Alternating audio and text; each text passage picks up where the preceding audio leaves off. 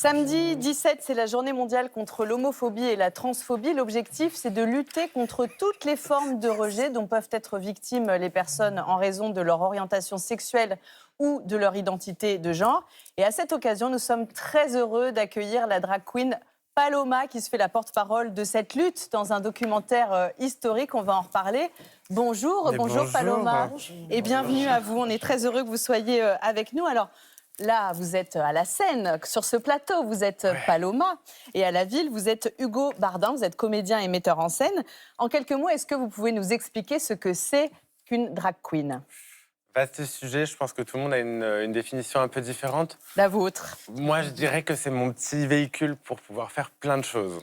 C'est-à-dire que mon métier n'est pas uniquement d'être travesti. Je fais du théâtre, je fais un peu de politique quand je peux, j'écris, je fais plein de choses. Et en fait, c'est juste un vecteur, c'est juste un moyen de le faire et de divertir. Je dis tout le temps, Lady Gaga, c'est une drag queen, mais son vrai métier, c'est chanteuse. Voilà. Les téléspectateurs vous connaissent grâce à l'émission Drag Race qui avait été diffusée sur France TV. Vous avez gagné la première saison, félicitations. Mais du coup, Paloma, c'est un personnage avec lequel vous jouez ou vous estimez que c'est une partie de vous, une part de votre identité ? J'ai pas l'impression vraiment de changer d'identité quand je suis en drague, mais disons que je m'autorise des choses que je ne m'autorise pas dans la vie. Une flamboyance, un côté très sociable que j'ai peut-être moins au quotidien. C'est votre partie exubérante. Oui, et puis je pense qu'en fait, ce personnage, il m'a aussi ouvert les yeux sur les luttes et sur plein de choses dont je n'avais pas conscience avant. J'ai toujours été un garçon homosexuel, mais je me sentais pas spécialement queer. Et queer, c'est une culture, mais c'est aussi un engagement. Et en fait, de faire du drag, ça m'a permis aussi de me rendre compte que mon identité était encore un sujet, encore une question dans la société. Donc, quelque part, le drag m'a rendu un personnage politique. Queer, c'est ce qui sort de l'idée conventionnelle qu'on se fait de l'identité de genre, c'est ça ? C'est, à la base, queer, c'est un gros mot pour nous qualifier et qu'on s'est réapproprié et qui, oui, ça vient de la marge, ça vient du fait d'être un outsider et en fait, nous, on revendique cette culture-là, qui est une culture qui vient de l'underground, qui vient de la marge, qui ne suit pas les codes de la société hétéronormatif, un papa, une maman, et voilà. Vous avez parlé de votre engagement et vous êtes la voix d'un documentaire qui est réalisé par Pascal Petit qui sera diffusé samedi à 20h50 sur la chaîne Histoire. On va regarder tout de suite un extrait de ce documentaire, donc Sous les paillettes, la rage, une histoire du drag, et on se retrouve juste après. Le drag, qu'on imagine parfois superficiel ou insouciant, est aussi très souvent politique. Refuser la norme, s'en émanciper et proposer une autre vision du monde, c'est politique. Réinventer les notions de masculin ou de féminin, se débarrasser des dictates du genre, c'est politique. Dès qu'on commence à sortir un peu du chemin, on devient, c'est pas un danger, mais on devient un peu une crainte, parce que ça veut dire qu'on rentre plus dans le moule et qu'on n'écoute plus vraiment. Et moi, j'écoute pas trop. Le drag, c'est transgressif puisqu'il dérange. Donc, dans tous les cas, c'est qu'il y a bien quelque chose qui fait tilter, quelque part. On défait des codes ou on se les réapproprie pour justement les célébrer et les déconstruire ensemble. Transgresser, non. Subvertir, peut-être. J'espère. Me subvertir un peu, mais toujours avec amour et humour. Donc, finalement, cette transgression-là, si elle existe, elle se fait de toute façon dans la joie. Le fait de faire du drag, c'est un doigt d'honneur très glamour à la société. Qu'est-ce qui vous guide, vous, Paloma, dans cette envie de bousculer la société ? À quoi vous avez envie de nous faire réfléchir ? Je pense à la liberté individuelle, en fait. Moi, je revendique rien. J'ai pas envie d'imposer quoi que ce soit à qui que ce soit. Mon mode de vie, c'est mon mode de vie. Mes goûts sont mes goûts. Mais juste laisser les gens tranquilles, en fait. Moi, j'ai l'impression, toute ma vie, on m'a dit, oui, mais tu seras heureux que si tu suis tel chemin, que si tu te conformes aux attentes de la société. Mais en fait, moi, je suis très heureux. C'est juste à la société d'accepter que je sois heureux sans être dans un moule, tout simplement. Vous parlez de cette notion de tolérance, liberté, mais on sait que le milieu drag a été aussi très impliqué dans la lutte contre les maladies sexuellement transmissibles. Vous pouvez nous rappeler comment ça a participé à la lutte contre le sida dans les années 90 et maintenant contre les IST ? Bien sûr. De toute façon, les drag queens, elles ont toujours été un peu les porte-drapeaux dans les manifestations. Elles sont à l'origine des prides, de ce genre de choses.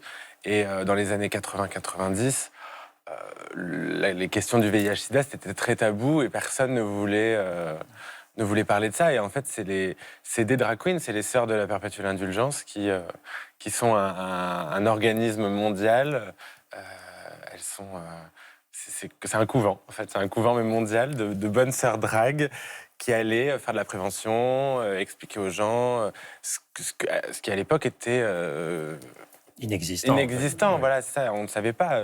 Les gens vivaient avec la peur au ventre et il y avait une désinformation terrible. C'est encore le cas aujourd'hui. Hein. Beaucoup de gens manquent d'informations sur les questions VIH, SIDA et grâce aux drag queens, les choses ont changé. Et au niveau scénique, parce que dans les années 50, les drag queens chantaient, vraiment faisaient des performances vocales souvent incroyables. Aujourd'hui, comme il y a de la performance aussi chorégraphique, il y a peut-être un peu moins ça. Comment vous travaillez votre voix? Comment vous envisagez la scène? Comment vous l'appréhendez? Moi, je chante pas. Enfin, j'enregistre un peu de chansons, mais C'est du playback. Beaucoup de drag queens font du playback. C'est devenu un art de playback. Mais quand on regarde Madame Arthur, le Carrousel, dans les années 50, effectivement, elle chantait. Il y a quand même beaucoup de drag queens et de drag kings et d'artistes drag qui chantent. Moi, je suis très humble par rapport à ça. Je préfère faire un très bon lip-sync sur du Mylène Farmer plutôt que de très mal chanter. Donc je parle. Voilà. Mais après, je suis comédien, donc moi, je la travaille tous les jours. Je suis sur scène, j'utilise ma voix. Moi, je le disais tout à l'heure, le drag, c'est mon petit véhicule pour faire de l'art. Et moi, mon art, c'est la scène, c'est le théâtre. Mais la voix, vous l'utilisez de la même façon quand vous êtes en Hugo ou en Paloma, même en parlant, en vous adressant aux personnes qui sont autour de vous? Quand je vous parle, j'ai ma voix normale. Après, dans mon spectacle, par exemple, je fais plein de voix différentes parce que j'incarne plein de formes de féminité différentes. Ouais. Mais je ne considère pas Paloma comme spécialement un personnage féminin. Trop de respect pour les femmes pour prétendre en être une.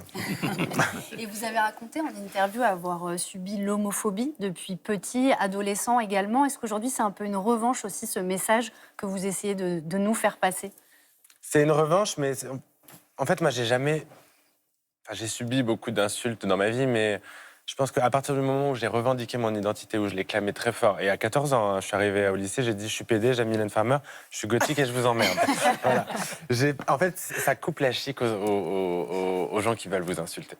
Je suis passé de dindon de la farce, celui dont on se moque, qui est vraiment le bouc émissaire de la classe, à... l'icône. Oui, populaire, et puis je faisais rire, en fait. Et à partir du moment où on fait rire, où on affirme qui on est, attention, la dérision, ça peut aussi... on peut tomber dans un autre vice, c'est-à-dire de se moquer de soi tout le temps, mais je me suis revendiqué, en fait. J'ai pas eu peur de dire qui j'étais, et de se revendiquer, c'est toujours le meilleur moyen déjà de se protéger, mais aussi de se libérer, tout simplement. De libérer les autres. Ouais. Donc c'est vrai qu'aujourd'hui, de pouvoir faire ça sur des médias grand public, à la télévision, sur des grandes scènes, c'est libérateur pour moi, mais je pense que ça doit être extrêmement libérateur pour toute une génération qui n'a pas de représentation.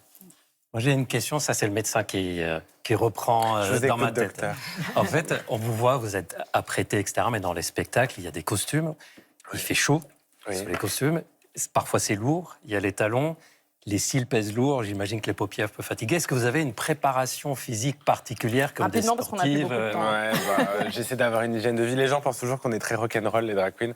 Moi, non, je me couche tôt, je m'alimente bien. Je suis très ambitieux, donc j'essaie d'avoir un rythme, une hygiène de vie assez solide. Mais oui, c'est très fatigant.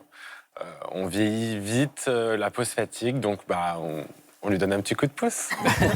Merci beaucoup d'être venu nous partager tout ça. Merci à vous, Paloma. Je rappelle le documentaire Sous les paillettes, La rage, une histoire du drag, réalisé par Pascal Petit.